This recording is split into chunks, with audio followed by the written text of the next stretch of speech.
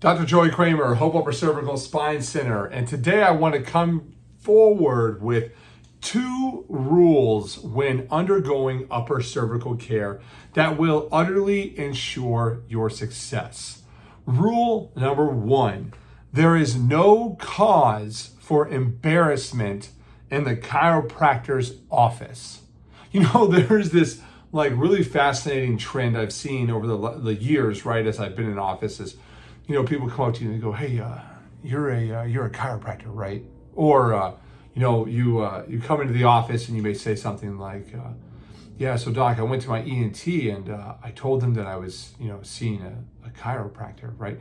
Almost as if they're ashamed, almost as if they're embarrassed for choosing to go forward with what this noble profession has to offer. And so, my first rule for you is don't be embarrassed. Be empowered, right? Our goal is to teach you, right, about what we do. You shouldn't just have this blatant authority behind science. Science is a continual process of asking why. Why is it done this way, right? Why did this happen? There is no determined result. There is no end game. There is no, hey, we have finally arrived. The science has not been proven, especially as it relates to Meniere's disease, especially as it relates to vertigo, to trigeminal neuralgia, to headaches and migraines, to brain fog, to cervical instability, to Ehlers-Danlos syndrome. I mean, these are all things that we think some smart person has finally figured out the cure. Well, I'm going to break the barrier here and tell you there is no cure. There is a therapeutic approach to life that will ensure success, right? But even then, there are some instances where people don't get well in my office. They don't get well in another upper cervical office. Maybe they don't get well when they go down to Dr. Hauser in Florida because maybe that is just something that we can't fix. However, regardless of the direction you choose to go, embarrassment should not be present.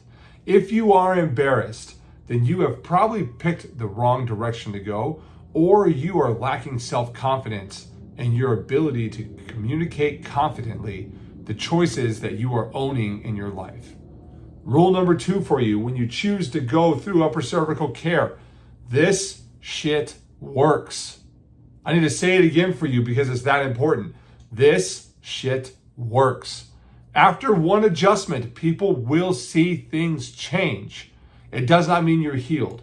I had a wonderful lady come in yesterday. One visit, she goes, "I was asymptomatic for 5 days after that last adjustment." One visit, 5 days symptom free. Then she notes things started to come back. Yeah, right? The goal here is to progressively move us into a state of resiliency over time. However, I love when somebody comes in and they act all meek and they're like, "Hey doc, I'm not really sure. I'm going to chalk it up to placebo," right? That's such a bullshit answer. That's just out there. Let that go. Let that crap leave, right? That's nonsense. Yeah, we can say placebo, but if you have the data that shows that there is an objective presence of neurological interference, that we have an x-ray that shows that an adjustment is warranted in this way at this specific place, and then we give said adjustment, we put you in a resting chair, we bring you out of a resting chair, and we run that graph again, and we show resolution of that neurological interference, then the expectations are health, right?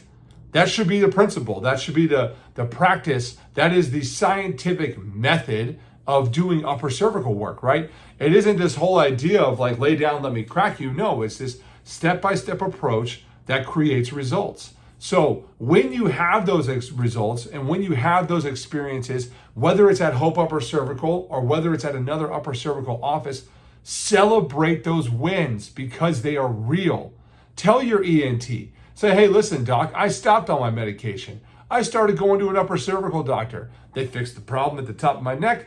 I no longer have Meniere's disease. My congestion is gone. I no longer have eustachian tube drainage problems. Hey, my TMJ is doing better. Hey, I no longer have headaches. I haven't taken anti-anxiety meds in years," right? These things are things you can report because what it does is increase the validity of what we do and shows the world that upper cervical is an established profession that does deliver results. So, to summarize, 2 rules for you. Stop acting like a fool when you choose to go a direction, especially when it involves alternative medicine. Just because the doctor with the white coat shames you doesn't give them authority over your decision making. You have a mind. You have the ability to navigate this and find out, is this true or is there something fishy about this? So, if it is making sense and things line up and we've done our job of objectively showing you where the problem is and how we're going to fix it, confidently walk forward in your decision.